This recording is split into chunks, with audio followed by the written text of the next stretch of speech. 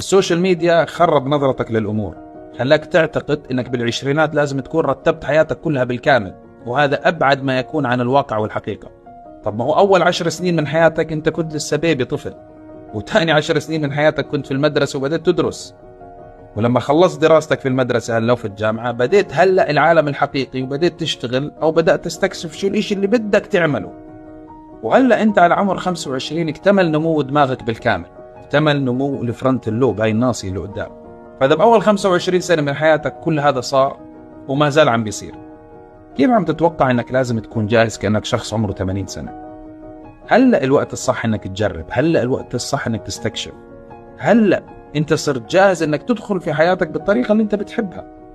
لا تجلد نفسك لانك لسه مش عارف شو بدك وما عملتش اشي، وتشوف لي هالسوشيال ميديا وتقول ليش ما عندي فيراري ولامبورجيني وبيوت وانت لسه عمرك 25 سنة.